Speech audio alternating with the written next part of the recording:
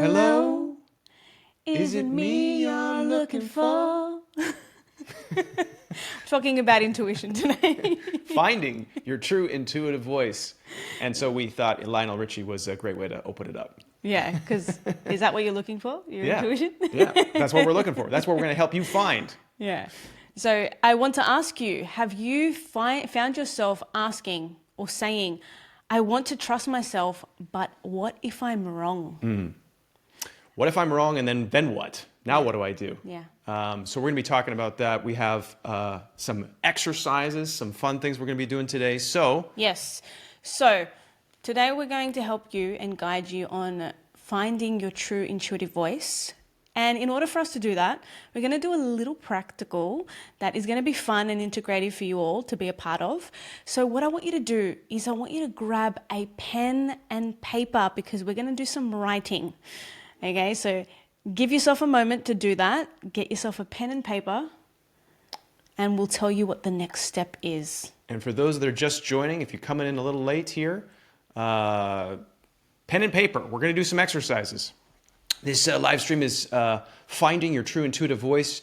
My name is Graham, this is Paola, and this is Divine Timing, where we talk about all things divine, timing, and being in sync with the beautiful blessing of the gift of life, our intuition, the Holy Spirit, God, however you see that, being in sync with that and aligned with that so that the blessings and the bounty that are destined for us all can flow into our lives and we can learn and grow and then contribute to others from that place. And we've both been on our own personal journeys that have shaped who we are today. And I believe that storytelling is one of the most amazing ways to really get people to understand how far we've come, how we got there, maybe having to get to the destination without making the mistakes that we've made. But again, some of those mistakes are necessary. Those challenges are necessary for you to learn something really vitally important that shapes you into who you are today. Now, guys, I'm sure if you've heard, get that pen and paper because we're going to write down some things. So if you've got that pen and paper handy, I want you to write down a current scenario that you're currently going through that is troubling you. It's almost like you're at a crossroads with something and you want to get the answer, but you are conflicted between maybe 2 or 3 solutions or options. Options, yeah. All right, so I want you to think about that. Take a moment, write down a scenario that is currently troubling you. Put it on a piece of paper. We can play some music here while you guys are doing that. But pen and paper, write down a situation that is currently you're struggling with, you're troubled by, you're challenged with, and you can just put it very simply like, work, or you can detail it out if you need to. And then you said also options, right? Yes, so once that's done and you've written down your scenario and what is troubling you, the next thing that I want you to write down is what are 2 or 3 current options or solutions that have been running through your mind lately regarding this situation. What have you been thinking about? Could be the potential opportunity, solution of this situation. And I want you to write that down. And if you're just joining now, get your pen and paper. We're doing a little exercise to start off this chat, and then we're going to talk about finding your true intuitive voice. We're going to tell some stories. We're going to hear from you guys. We see your comments up on here on screen, and then we're going to do a meditation. Yes. We're going to finish this exercise with the notebook and your pen and paper there. So that's the agenda for today. We're excited, and we're excited to share our stories and also hear from you as well. Yeah, so yes, like Graham said, for those of you who have just jumped on, have you ever caught yourself saying, I want to trust myself, but what if I'm wrong? And we're going to help you tune into that intuitive voice deep within. But before we start, I need you to get a pen and paper if you haven't already, and I want you to write down 3 options or solutions to a troubling scenario that's currently going through in your mind. So that's it. That's what I want you to write down because we're going to come back to this. We're going to come back to this towards the end. So keep those handy because they're really vitally important for this exercise. Okay. Let's get into it. Okay, so we're going to talk about the difference between our ego and intuition. How do you distinguish the two? We've both gone through something similar.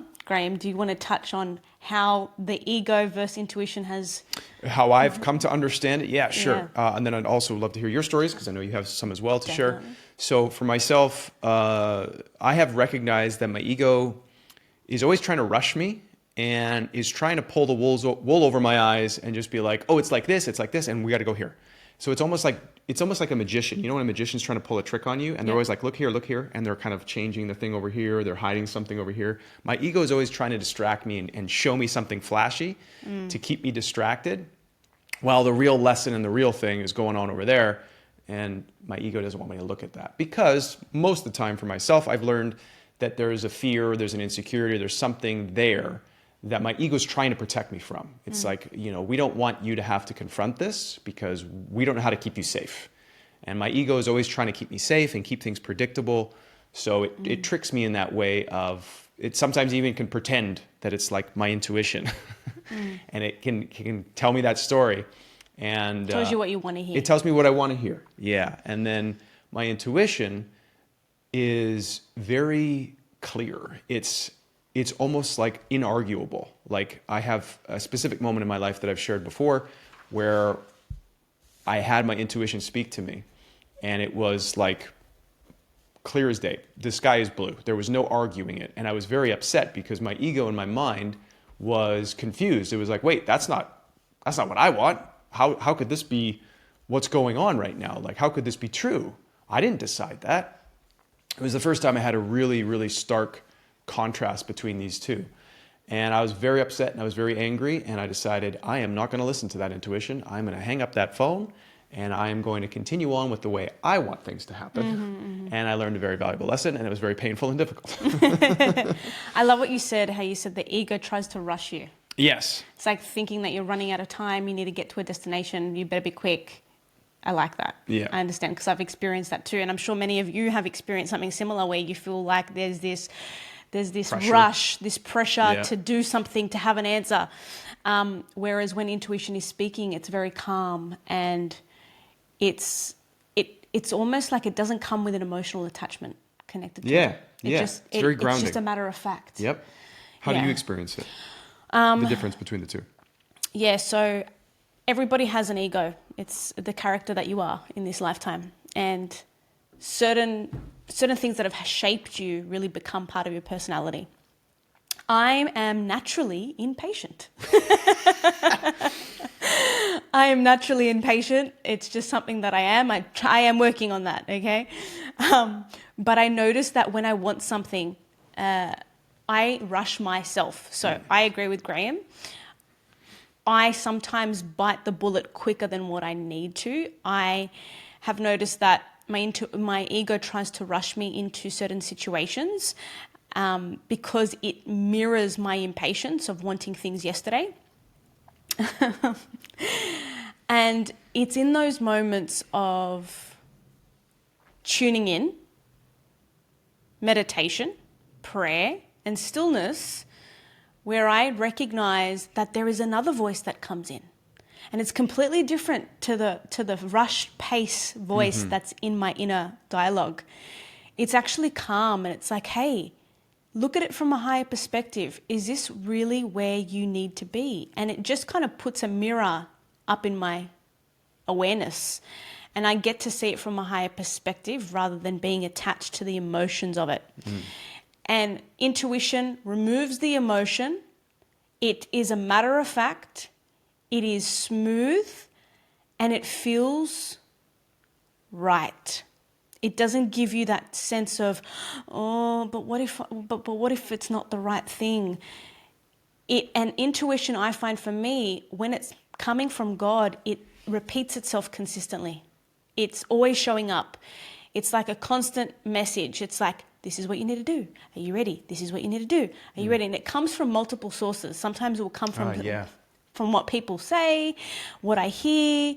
It's always around my atmosphere. And I love what Irene said.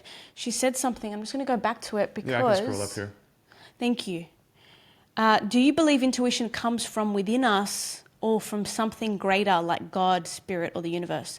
So when you start to recognize that you are not separate from God and the universe, you will start to realize that your intuition is actually coming from God, because intuition actually means inner wisdom, and that wisdom is a gift from the higher creator that has created us. So we are innately connected to God, and it's not something that is coming from just you, the individual, as such. It is coming from a higher state of consciousness. And the more you listen to that higher state of consciousness, God, the Holy Spirit, this inner voice, you will start to recognize that it's going to lead you in the direction that is for your highest good, even when it's uncomfortable sometimes. Can you speak to more about the emotional aspect of it? Because when I remember the first time I had that clear black and white, like, oh, this is my intuition speaking and this is my ego. What the intuition was saying to me at the time, I was just coming out of a meditation retreat, 10 days of silence in Vipassana meditation retreat in Merritt, BC. And the intuitive voice was very calm, it was very clear, and it was just like, the current relationship you're in is, it's finished, it's come to its completion, it's over. And it was very black and white, and there was no emotion in that, but my response to that, I became very emotional. Yeah, because your ego came in immediately. Yeah, so that's what I was going to say. And I wanted to kind of clarify for people sometimes that, you know, the intuitive voice might come through, and it's very, like you said, clear. There's no emotion. There's no like charge, and you know, but the ego's reaction to it, or what that would mean if you were to listen to it, there's the emotion. There's the friction that is caused, which is what I experienced. It's not ready. It's not ready for the truth. Yeah, that truth bomb, you know. Yeah, it was very difficult. And then, excuse me, and then going forward in my life, I also wanted to share that I had another experience where, you know, I was more aware of my intuitive voice and finding that and figuring out what it sounded like and listening to it. And then I listened to it. I was involved in a project with another person, and I was like, okay, is this a project that I should participate in? And my intuitive voice said, yeah, go ahead. And I was like, okay. So I did started to do the project. And then there was lots of conflict and challenges and things that were really upsetting to me. And I remember praying and being like, hey, like, I thought this was the choice. Like, I thought this was the thing that I was supposed to move forward on. And it wasn't until afterwards I realized that I needed to learn something from that. And that God was guiding me into a situation for me to learn something. And I kind of wrongfully assumed that if you're praying and you're listening to your intuitive, you know, the intuitive voice, listening to God's guidance, that you would be free from challenges and problems, so to speak, and everything would be okay. And in that circumstance, I realized, oh, this was actually something that I needed to learn. And my intuitive inner voice was guiding me through that. And sometimes your intuitive voice will guide you into scenarios and situations and dynamics with people that are challenging. So that means that in that time, because of the situation that occurred, you know, the disruption and the challenge that you faced, did you kind of distrust your intuition because it led you through that path? Like, did you have I questioned it. I was like, wait a second. I thought listening to my intuition and following God's guidance was going to lead me to, you know, sunshine and rainbows, that I would be able to avoid all these problems. And don't get me wrong, there are many problems that I have avoided, or challenging situations, or you got to your destination quicker. Yeah, I got to my destination quicker. Or I was like, oh man, there was a car accident, metaphorically, that I missed because I listened to my intuition, my intuitive voice. Yeah. So there's many instances of that. However, there are specific scenarios, like I just detailed, that I had where I was like, wait, I thought I was supposed to dodge bullets. I thought I was supposed to be able to not be hurt or impacted in a way that was uncomfortable if I listened to my intuitive voice. So I think that's important to add into this conversation when we're talking about this, because sometimes you see out there online and such that, you know, if you are in tune with God and everything is amazing and there's no challenges, but that's not the case. So God was refining you through that experience. Yeah, so I was given an opportunity to learn something. I believe that God, the universe, the divine plan, shapes us through challenges, shapes us through these experiences that are uncomfortable for us, because we need to grow, we need to learn, we need to expand in some way, and the best way to do that is to give us a challenge. And so in that circumstance for me, I was guided into a challenging situation and scenario for me to grow and to learn new things that I wouldn't have otherwise learned. Yeah. Do you have any experiences like that? Yes, I do. Thank you for sharing that. I do. I have similar experiences. I think there's so many, but I'm Just pick one. just pick one.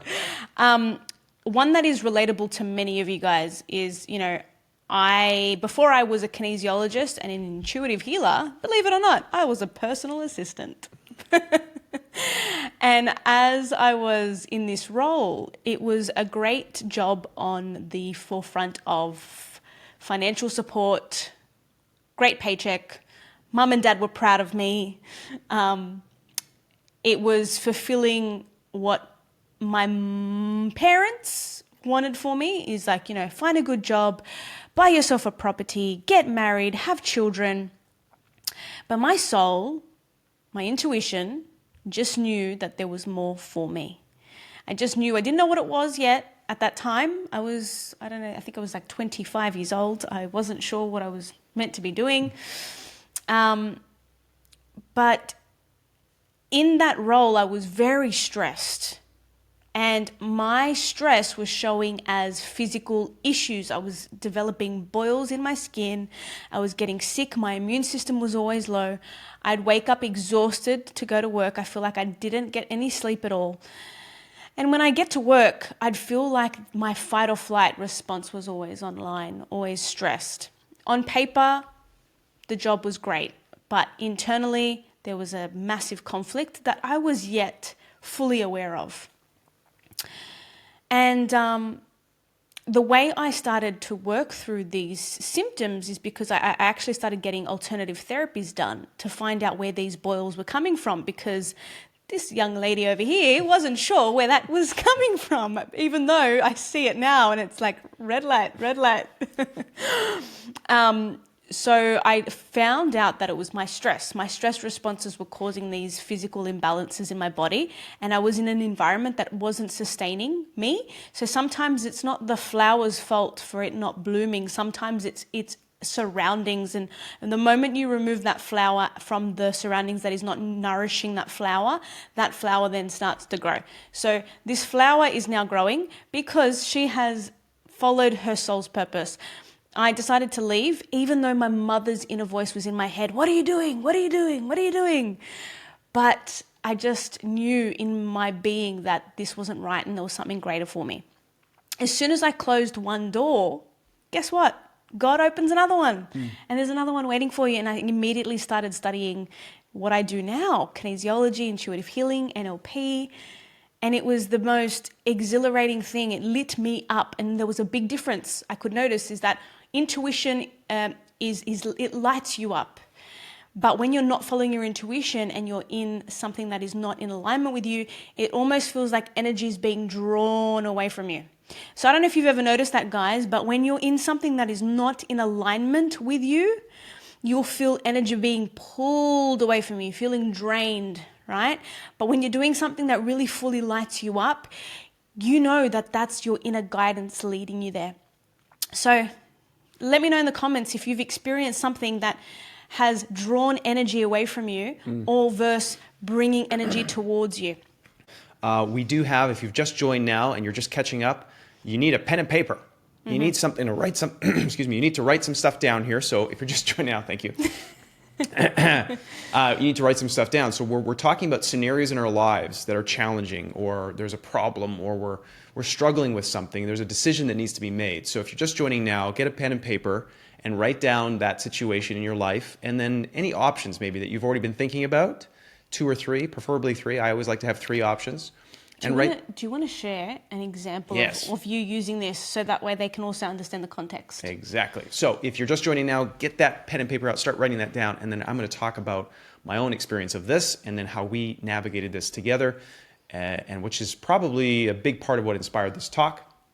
So, and if you've already done that, great, good job. We're going to get to that at the end of the episode here. We're going to talk about that and give you some tips and tools on how to navigate through that. So the story that I wanted to share with you guys about this particularly that involves both of us is we were discussing our plans to come back to Australia, and you were visiting me in Canada, and we had, I had stuff that I was going on there that I had to pack up and clear up and do some house cleaning, so to speak. And we were trying to figure out, should you stay a bit longer? Should I leave with you to go back to Australia? Should I take a month and a bit to consolidate everything, just get myself organized? And we just had these sort of three options on the table of how to navigate this situation, where we were at. And so we wrote them on paper. You get it out of your head onto paper, right? Because if it's in your head, you'll kind of spin on it. But as soon as you put it on paper, you can see it. You're like, my brain doesn't have to keep cycling this idea or this dilemma because it's on paper and now I can see it. And you get a bit of clarity there from that. So that's why we said pen and paper, write it down so your mind can then see it and you can tune in. And that's what we did. You read out the options and I closed my eyes. I went into a meditative state, which is kind of what we're going to be doing at the end of this podcast here. And I felt out each option. I just could feel it in my body. And I was paying attention to what Paula was saying. Do I feel energy coming in or energy leaving me?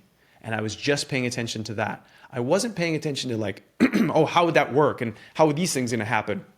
I was getting out of my logical brain and I was just feeling. I was feeling the energy in my body as she was sharing the three options. And then at the end of that, I went, I think it's option B or whatever it was. And you were like, okay. I was like, okay. Feels strong. I feel good. And then my logical brain was like, okay, now how do I make this happen? How are we going to navigate all these things? But it came from the intuitive voice first, and then I deployed my logical mind, the beautiful brain that we all have, to figure out how to accomplish that. But so often we start with the logical mind, and we never listen to the heart. We never listen to the intuitive voice. We never trust and open ourselves up to be guided, and then we get stuck in logic and it's a powerhouse when the two are connected. So that's what we're discussing here. That's why you have the logic of the pen and paper to write it down, get it out of your head, and then we're developing this space to listen to that intuitive voice and us be guided through that. Yeah, exactly. So now you have an example of what we were sharing and expressing to you, but that's ultimately what we're going to do towards the end. And you mentioned meditation. You said the importance of meditation just prior to when we were doing this exercise for you. Why was that so important, right? Why is meditation so important as a tool to tune in? Yeah, I mean, we can both speak to this, but I'll say my two cents. One of my favorite things, and I'll just play this game with everybody right now. If you haven't already played this game, when you're watching this live stream right now, can you hear that little voice in your head? That little voice that said, what voice? That little thought pattern in your head that says, oh, I don't understand what he's saying. Or, oh, I have to go to the bathroom right now. I'm kind of uncomfortable in my chair. That little voice, that little sort of constant sort of talking in your head, that voice, many people would refer to as the ego, as the inner voice, the inner dialogue. And when we meditate, we're effectively removing our awareness to some degree. We're loosening its grip and we're watching that voice more. So very often we operate, for most people, as that voice is me. But Michael Singer has a great book called The Untethered Soul, and he kind of lays it out very simply. And he says, if you are able to witness and watch that voice, then that voice isn't you, because what's watching it? What's watching it is you. Interesting. But yeah, right? But so often, because we're watching it so intently and we're so used to watching it, it's like when we're watching a movie and we become sucked into it and we start to cry, we start to get scared because we're putting all our awareness and our attention on the movie and we think it's real. Same thing with that inner voice. We think it's us because we have spent so much time and energy looking at it and investing in it that we believe it's us. And through meditation, we kind of allow ourselves just to witness and watch very gently that little voice say all these different things and say, I'm uncomfortable and I don't like this. And we just breathe and we come back to this moment and we allow ourselves to witness what's next.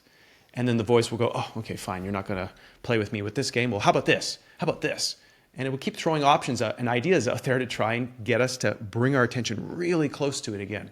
And so meditation allows us to just very gently and very compassionately just take a gentle step back and step back into what Michael Singer calls the seat of the soul, so we can witness. Now, the beautiful thing about that is once we begin to witness that voice, we can also hear more of our intuitive voice.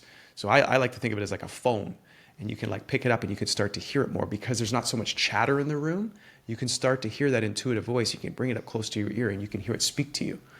And that's beautiful. So that to me is how I see meditation, is just a gentle sort of like relaxing of our attention and our awareness on that internal voice or what's going on in our lives, so that we can start to feel and sense, that's not really who I am. And here's the guidance that's coming in. Here's the intuitive voice that's guiding us. I'm going to sneeze. So just FYI, guys, I'm just going to try and stop it. Hold on. Okay, no, it's gone. It's gone. Okay, good. It's gone. If it comes out of nowhere, that's okay. And it's gone. Okay, so I love what Graham said there, that meditation helps you loosen the grip to that inner mind and helps you come into a neutral standpoint, so that way you can hear your intuition clearer. Yeah. Cool. Yeah. I feel the exact same. When I meditate, it is the most nourishing experience. I remember I used to meditate every single day at one point, and it was really beautiful. I felt so connected to my soul during that moment in my life. It was along my healing journey, every day, meditating, every day. And it was for an hour every day. It was intense, but you feel so connected to your soul and so nourished by it that you're no longer seeking validation from the outside world, because you have this beautiful relationship with your inner compass, with God. And now I realize why monks meditate so much. I realize why Jesus used to meditate and pray all the time, because it is the most sacred, picking up the phone and listening to God. I find that prayer is a way for us to speak to God and ask God for what we want. But meditation is like a two-way street, a two-way conversation where you're open and you're receiving the wisdom that comes. And this is why meditation is really important, in order for you to tap into your intuition before asking a question. I also feel like meditation, because I believe the divine God knows everything about us. Absolutely. Knows our hearts, knows our desires, what's best for us. And for me, meditation is a listening and an opening of myself to God, to the divine, and listening to what is coming through, what's best for me. Whereas sometimes in prayer, I cannot be listening, and I can just be like, hey, I want this, please do this, please do that, please do this. And so I like to remind myself that while there are things that I want to create in my life, there are intentions that I want to set, there are vibrations or states of being that I want to enter into and be grateful for. Even if they aren't currently around me, I want to step into the gratitude of them through prayer. And I think that's beautiful. I think meditation in a constant state of communion with the divine, with God, is what I strive for in my everyday life. To have that phone like right here all the time, like I'm just checking, I'm listening all the time, as best I can. Obviously, it's never going to be perfect, but as best I can to always have that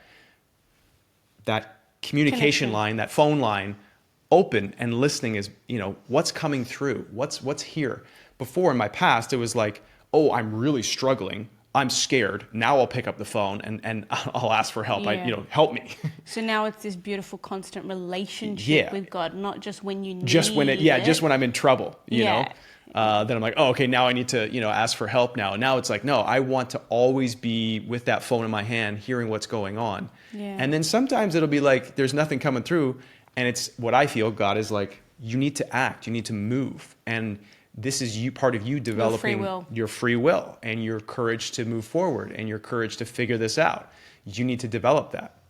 So it's not always like, listen to the phone, turn left, turn right. There's a part of me that needs to also move into this world and, like I would say, surf on the wave, actually get out there and not wait for like a blueprint from God. To be like, It's like, come on, you're a lad, you can do it. Come on, make the next Go step. ahead. Yeah, sometimes. Get out there and play. Sometimes it's the silence. I don't know if you've ever experienced this, guys, but, for me, I see the earth like a school, We're wearing this meat suit, which is our uniform, but inside is our soul. This body is just the vehicle and we have this beautiful soul. So you come here to earth to learn and to go through certain lessons in life to help you evolve. just like being in school in a classroom, the teacher's going to teach you a few lessons. And by the end of that lesson, you go through a test. And when you're going through the test, the teacher doesn't speak. The teacher's just waiting to see what you do. And depending on if you pass the test, it determines where you go next. Do you go to the next level, or do you have to repeat? Do you have to repeat the same lesson? So that's the metaphor that I love, and I kind of understand what you're saying in regards to sometimes God doesn't speak, and you just need to go through the motion in the ocean, surf the wave like a Jedi Knight. Yeah. And figure it out, because that's a part of it too. Like, that's how you learn, is you do it. Yeah. And you have to get out there and participate. I think we're gonna step into. Yes. So now we're going to step into the practice. So you would have got a pen and paper, and if you haven't, get one now. And I want you to write down a scenario that is currently troubling you. Write down a current scenario that is currently troubling you. And I want you to write down 2 or 3, whatever options or solutions that you've currently been marinating in your mind about. Write them down. And for those of you who have already done that, amazing. I would love, Graham, if you could glide us into a beautiful meditation Oh, I song. like that word. Did you say glide us? Glide us. I was sure I could glide us into a meditation song here. Thank you. Do we want to start with some little bit of breathing, or how would you like to do this? Graham, that's a great idea. Maybe you can, A little breathing? do some breathing techniques, because he's so good at that. I love it. Well, thank you. I'm learning. No, you're great. You're great. I love it. All right, so we're going to play some music. So if you've got your pen and paper, you can put that aside. We're going to turn on some music here and get comfortable. So I like to sit with my back up against the back, up like this, sit up straight. If you want to lie down too, you can lie down, but just stay awake. Don't fall asleep. Best if you stay awake. If you fall asleep, then you needed some sleep. But for the sake of this exercise and this meditation and what we're doing here today, it'd be best if you are seated upright in a comfortable spot, and you're not going to be distracted as well. So if there's any distractions, you can put those on silent, your cell phone or whatnot, and just listen to the music and listen to our guidance here through this meditation. And I'm going to start with some breath work, and then I think Paula will lead us through a guided meditation. Guided meditation here. Okay. All right, here we go. So I'm going to play some music here.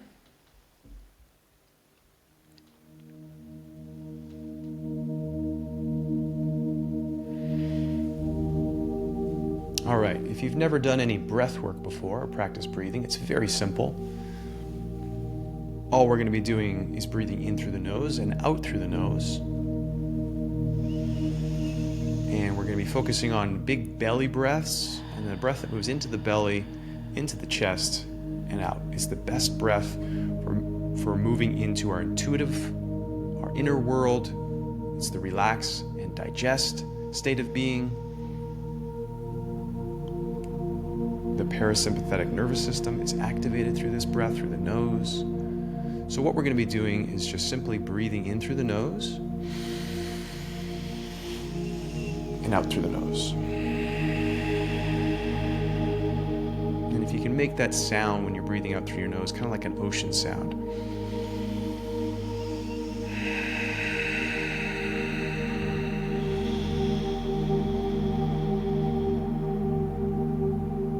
On your own time, breathing in to the belly through the nose, into the chest, and out through the nose.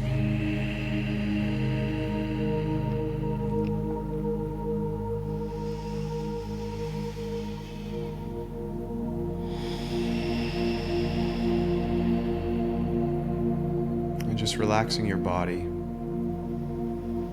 feeling your self in your chair, in your seat.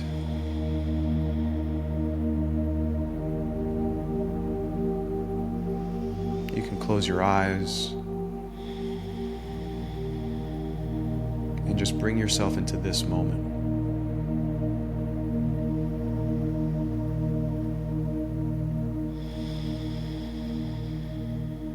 Continue that breath.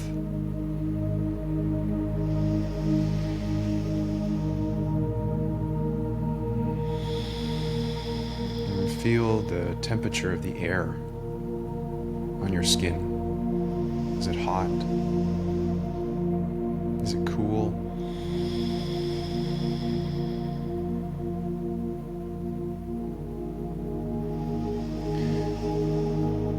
Bring your awareness to the texture of your clothing on your body. You can feel your clothes on your body.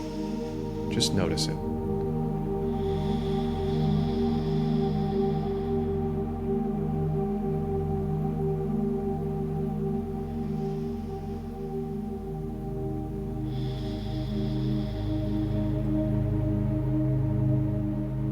And now bring your attention into your chest, into your heart.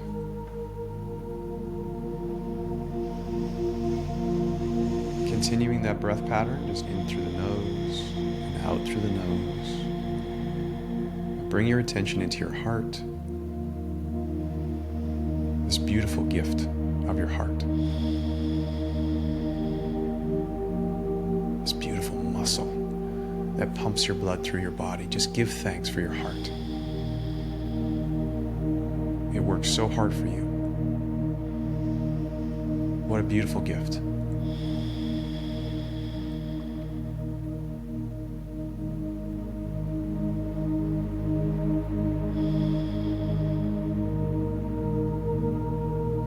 And now I want you to think of one more thing that you're grateful for, along with your heart. Just bring that to mind. Something in your life that you feel deeply grateful for, that you appreciate, that is so meaningful for you. What a blessing.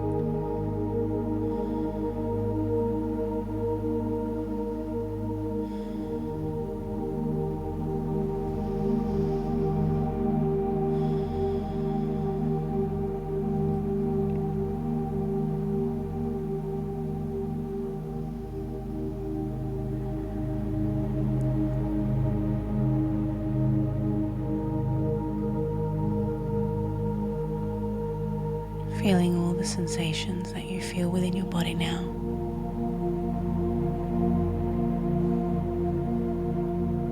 How calm and content you feel.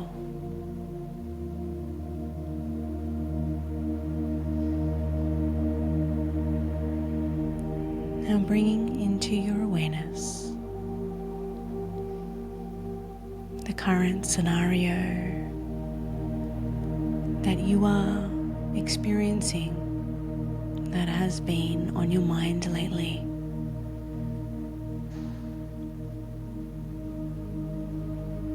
And notice what emotions or feelings might arise.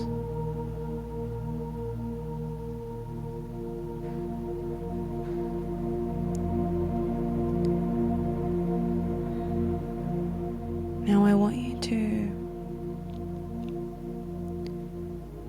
think of the first option or solution through this current scenario. And just saying it in your mind.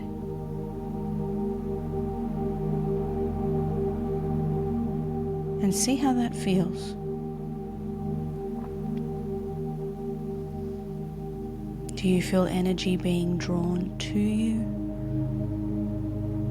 Or do you feel energy being drawn away from you? How does that feel in your body?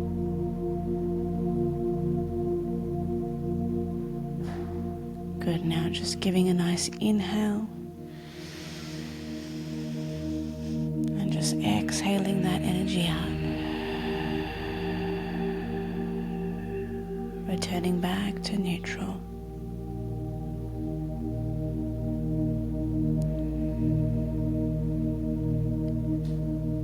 Now take a moment to say the second option or solution you've been thinking about.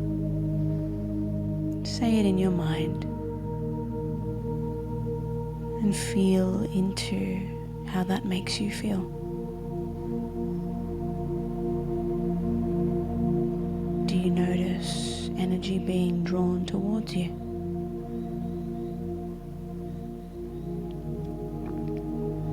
Or do you feel energy being drawn away from you?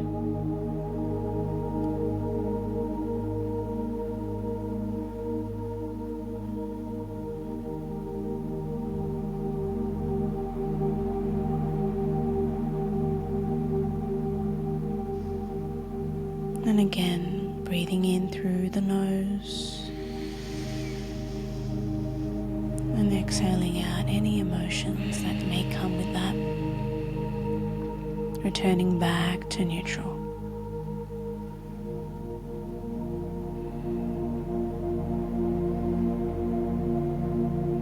Now, if there is a third solution or option, just say it in your mind now. Say the option and solution and just feel into it again. Tuning in to see how your body reacts. If energy is being drawn to you or away from you.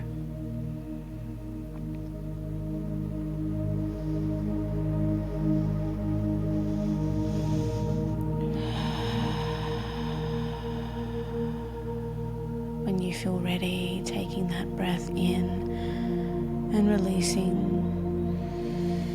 letting that go, come back to neutral.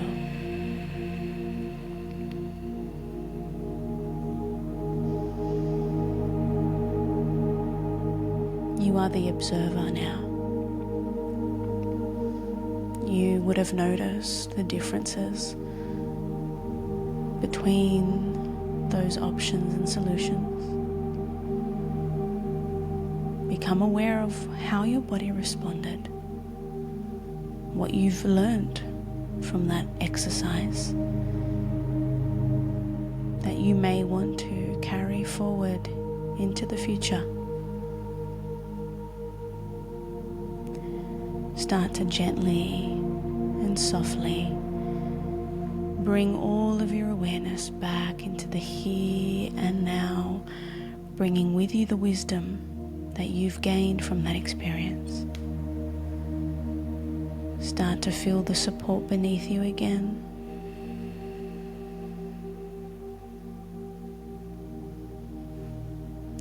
Bring your awareness to the sounds that you hear around you, near and far. And when you are ready, you can make small, subtle movements with your body, letting your body know you're back in the here and now. And when you're ready, you can open up your beautiful eyes.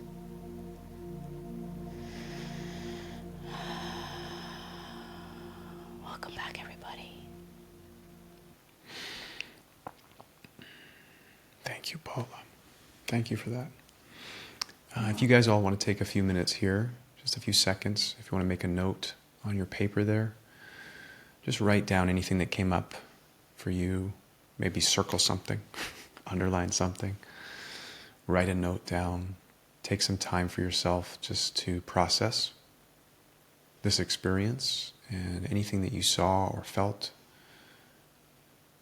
intuitive voice that came through to share with you what needed to be seen. And as you're doing that, I'm going to share with Paula my own little experience there. Thank you for that. That was great.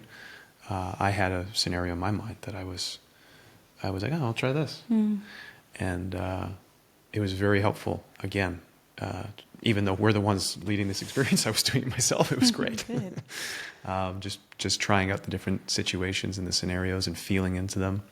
And then also in that calm state, just allowing my mind to kind of like breathe into each option and feel it in its entirety. And then at the same time, feel my energy. How does my energy feel in this situation? What's going on? Like you said, is energy coming away from me, or is it coming into me?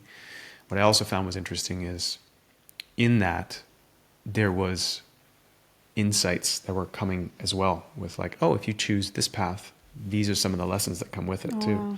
So that was interesting for me that I got from that experience. So I can't wait to hear more about it. Yeah. Elaine says she felt a calmness. Kathy says she loved the breathing and then the meditation. It was a great combination. Awesome. Amazing. Janie says she cried through this while doing this. Yeah, so Janie, sometimes when we don't give ourselves, I'm speaking for myself here, if I come back to that stillness and I haven't for a long time, I start to cry because it's like coming home. It feels so good to be nourished. And so it brings tears, especially when you have, or for myself, when I have neglected my that time, that stillness, it'll bring tears to my eyes because I feel good to be home. And I've been longing for it for a long time. Janet received confirmation of what she needs to do. That's amazing. Great. I love that. Linda, emotions were high throughout, close to tears. Strongest emotion came with option 3. Wow, it's a great observation. And it will be interesting to see what that means to you as you tune in a little bit more. I felt calmness, Annette. Danny, Awesome. You're welcome. Awesome. Great, guys. This is excellent. Thank you guys for sharing. So we have a few minutes left here. Is there anything else? So effectively, to end the exercise, Paula, is there anything else that we need to share with them after the meditation? This technique that you've just learnt is something that you can utilize whenever you need to. Breathwork is a great place to start to begin the meditation because it prepares the body to just come into your parasympathetic nervous system. Relax the nervous system and just go inward. Put yourself a nice relaxing meditation music. Get your pen and paper. Start writing down the situation, the current scenario that you're going through, and the 3 solutions or 2 solutions that has been going through in your mind. And then state them, say them out loud, and feel into each one and see which one feels right. Some may be confronting, but know that the intuition, you will feel like aha, yep, this is where we need to go. And then after that, what happens is your analytical mind will then try and analyze it. Don't succumb to that analytical mind. Stay grounded into just asking the question. Don't worry about the how things are going to happen. Just focus more on what you're feeling. That's the whole point of this exercise. It is not to try and find how you're going to do it and stress about that, because know that God will help you in that next step. He always has and always will. So that's just my 2 cents to take from this experience. And the other thing I would add into this as well is, and the reason I ended the breath work with gratitude in the heart is as you bring your attention into your heart and you feel grateful, that is a vibration, a state of being, a focal point for your attention. And gratitude, as people have often said, is the attitude. Gratitude is the attitude. And if you're coming from that place, you're going to see things differently than a place of stress and I'm not sure and I'm tense and I'm tight.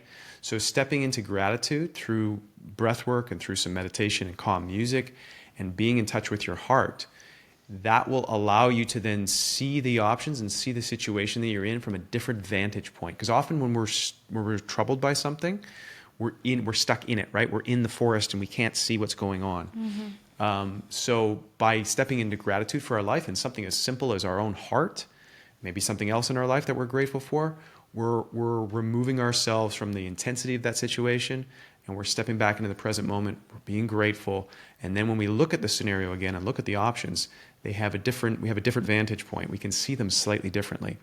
So if you feel yourself getting stressed again or being tight and being drawn into it, just step back into your heart, step back into gratitude, come back to your breath, and remain, like Paula was saying, remain grounded in that. Remain.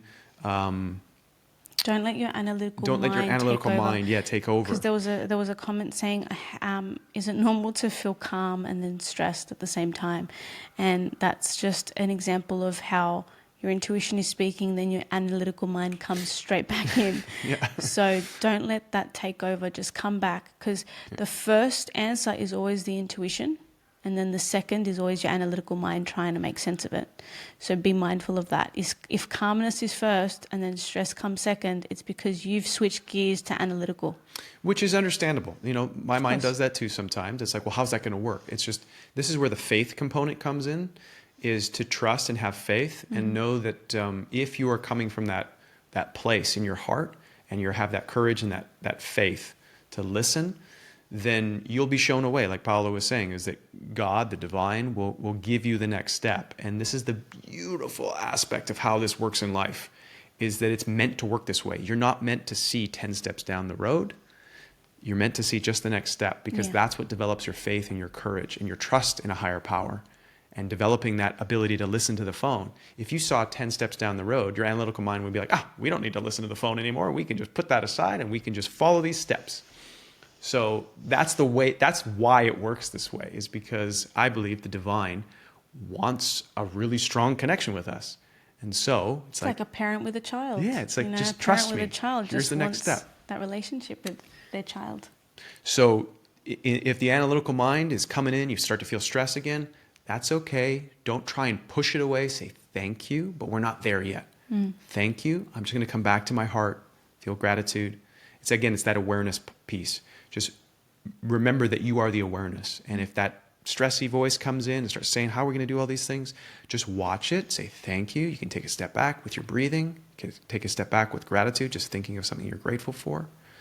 And then you can breathe into that again, and you can just observe. The ideal state is just to kind of remain grounded and peaceful and see each option and just feel them and be very centered within yourself. Yeah, neutral. And you go, this one kind of feels like that. Oh, I'm getting really intense feelings. Just come back to my breath, breathe, and then look at the option again, so that you're not getting sucked into it. Attached to the emotion. Attached to it, yeah. That's the ego. Remember that. Irene says, thank you again for this beautiful meditation exercise. I have a question. Do you think intuition gets clearer with age and experience? I believe that we are all gifted a connection to the divine. So we all have connections to the divine. And over time and through experiences, we have choices to be made. Do we want to put the phone down and push it further away, or do we want to keep it close? I know children. I've met children that have very, very strong intuitive gifts that are far superior to mine. So now that doesn't mean it's going to stay that way. They could choose at one point in their life to push that phone away and ignore it and distance themselves. But I believe that just like any relationship, if you nurture it, it will remain strong. So for someone who's older, who's nurtured the relationship their entire life, most likely it would be much stronger. That's my sense. What do you think? I completely agree with Graham. In this society, we've been conditioned to silence our intuition and follow through with what is being said of you, rather than following your true inner compass. Like he also said, children have this innate intuitive ability that then later gets silenced. And then as you are an adult, you go through this journey of then trusting it again or connecting to it again. Story time. My niece, we were in the car driving, and my sister was driving the car and I was in the passenger seat, and my niece was at the back, and we're driving through a road and there's no cars. It's just us just driving. And my niece says, "Mum, watch out for that car," but there is no car. Then immediately, seconds later, this car on the left-hand side speeds like about to hit us. And luckily she heard that. Her daughter said, "Slow down, Mum," and she stopped, and this car just missed us by that much. So you tell me, does intuition become stronger when you're an adult, or has it always been something that you've always been connected to, but you just haven't picked up the phone? Yeah. Kathy says, I am a doer/achiever. List making is something I do all the time, but I feel it's more about accomplishing, so I tend to roll toward the easiest to check off first. How do I prioritize my to-do list for the things that God wants me to focus on first? I have an answer to that, but I want to hear yours first. No, you tell me yours first. Okay. I just need some time to digest what she's just said. Because I'm very similar to Kathy with this. Okay. So Kathy, one of my things, one of my favorite Bible verses when I was a child was, I can't remember it off the top of my head, but I just remember this one specific was, "Speak, Lord, your servant is listening." And I used to focus on that quite a bit because it was a way of surrendering my will to God's will. So there are things that we have to accomplish. I have done courses on on that. Tony Robbins has a course called the Rapid Planning Method, and he's all about to-do lists and chunking things. And we can talk about strategies for the logical mind of how to prioritize things. And I'll touch on that briefly, but I want to lean towards the prayer and the intuition and trusting God to guide us. But the first thing I think is important to outline for people is there are things that are urgent and important. For instance, there is a crack in your window and it's freezing outside and the cold air is rushing in. And if you don't do something about that now, everyone's going to freeze inside the house. So it's urgent and it's important. So that needs to be dealt with now. So there's very few things that are like that. Our brain will trick us into thinking that there's lots of things that are urgent and important. But very few, it's like kind of immediate danger type things that need to be dealt with right now.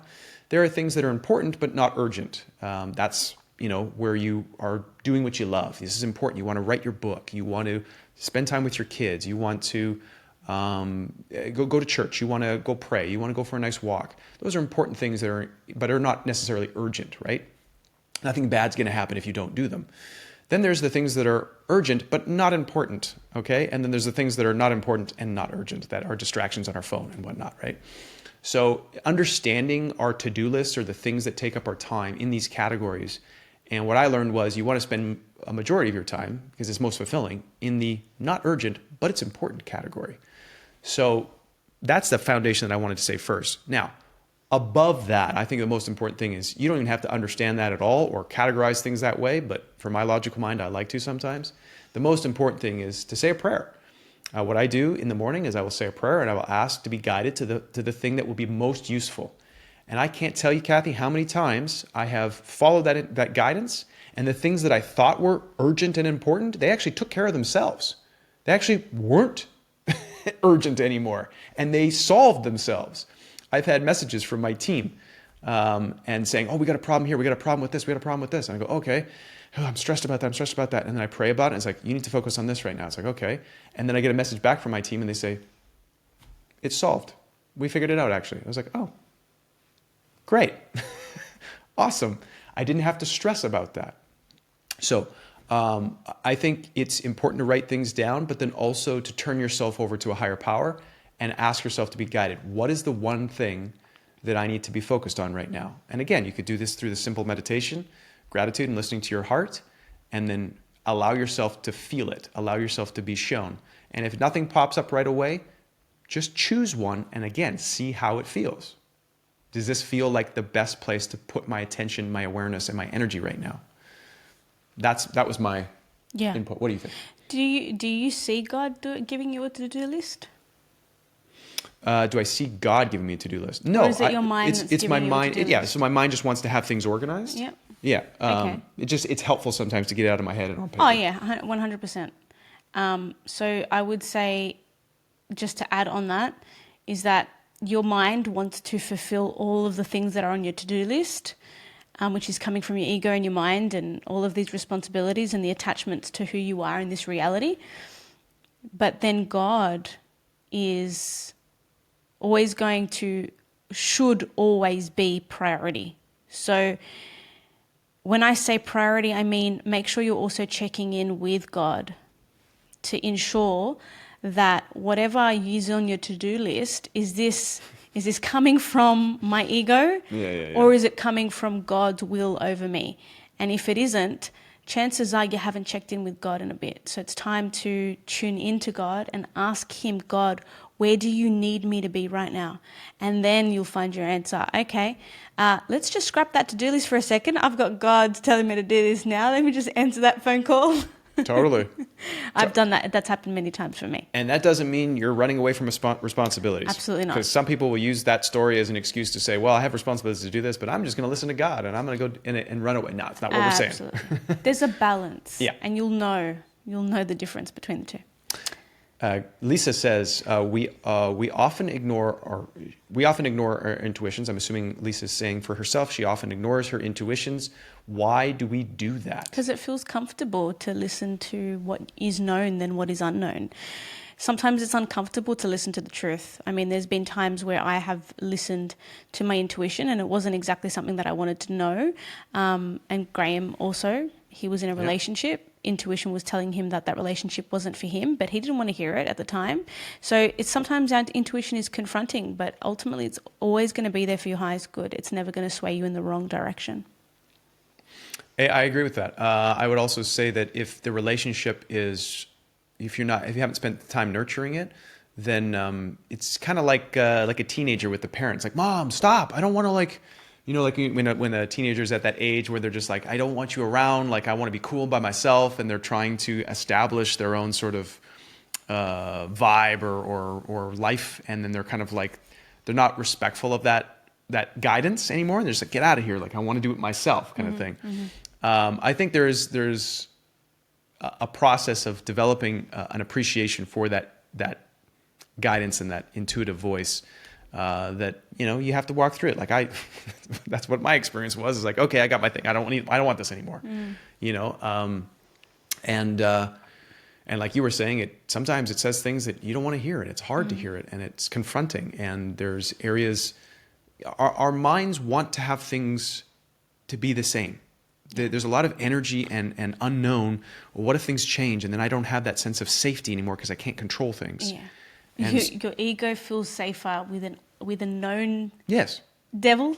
Yeah, better than the devil you know than exactly. Yeah, that's exactly what I've heard before in the past, and that's what it is. And what I like to say is I don't beat myself up or beat my mind up and say, oh, why do you do that? It's my ego. Blah. I go, thank you for trying to protect me, but I trust that I will be guided and we will be safe. And I'm putting my energy and my attention into that faith and that courage. And I say, thank you, mind, for trying to predict tomorrow and trying to make sure everything's safe. But I'm choosing to go this path, and I'm going to bring you with me. And I appreciate your concerns, but we're going to go this way.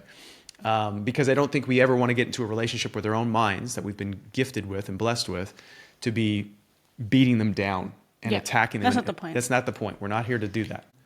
Okay, we got Tammy. She says, I used to be patient when I was raising my children. I'm not patient anymore because I'm waiting for something to happen, and it's not happening. So how do I get that patience back again? So do I wait and see if what I'm waiting for to happen? What do I do to get that patience back? Because it's a very stressful time for me. It's causing a lot of headaches. All right. Okay, so I'm going to read that again, or do you? Yeah, read that again for me and I'll break it down. Yeah. I used to be patient when I was raising my kids. Okay. My and children. you're not raising your children anymore? I'm not patient anymore because I'm waiting for something to happen. Okay. What is it that you're waiting what's happen? Yeah. And then, so how do I get the patience? But she's looking to get patience back in her life. And she's wondering if she has to just wait and see for something to happen. What can she do to get the patience? Is there something she can do to get the patience back? And she's feeling very stressed, and it's causing headaches. Okay, so Tammy, we need a bit more information here, but I do understand that you're looking for patience. So while we're waiting for you to give us some more details, I can speak to patience here. The queen of impatience. Do you want to speak to patience? It's your ego. Impatience is from your ego mind wanting things the way you want them, and we're not allowing God to show us how it actually needs to be done. In divine timing. In divine timing. There is something that you are still attached to that is causing the block for it to be able to arrive. You're attached to a scenario so deeply that you cannot see that there is another solution around the corner. You have not given yourself the opportunity to see that there is another way because you're attached to how you think it should happen. That's what's happening for you. That was like an intuitive insight to come through for her. I've been that way too. When I'm impatient, it's because this is just me personally, Tammy. I don't want to entertain any other option but the one I want. So it's like I'm like, hurry up. What do I have to do to get what I want here? And then the tricky thing is that when I'm not getting what I want, because that's the lesson, is because there's something far better that I can't imagine, but because I'm attached to something and I'm afraid of recognizing or seeing something going on in my life, that I resist it and I become impatient. Yeah, that's what I've experienced, Tammy. And Tammy's saying, thank you, Paula. So You're very welcome, Tammy. I hope that helped. Awesome, guys. Well, thank you so much for joining us in this episode of Divine Timing. where we talked about trusting your intuitive voice. I hope you guys have developed some tools and some understanding and some awareness around what that feels like for you to pick up that phone and listen. And then also, if you're getting charged up about things, you're getting stressed, and like Paolo was saying, with the analytical mind jumping in there and trying to figure everything out, that you can use a meditation, you can use some music, you can re-listen to this episode, and then just bring yourself back into your heart space, into that gratitude and that presence and that watcher, that observer, and then you can get some more clarity and hopefully more patience as well. Yeah, and that. Thank you guys. It's a pleasure and an honor to be here to serve you guys. We hope that you've enjoyed this. Awesome, guys. Thank you so much, and we'll see you next time.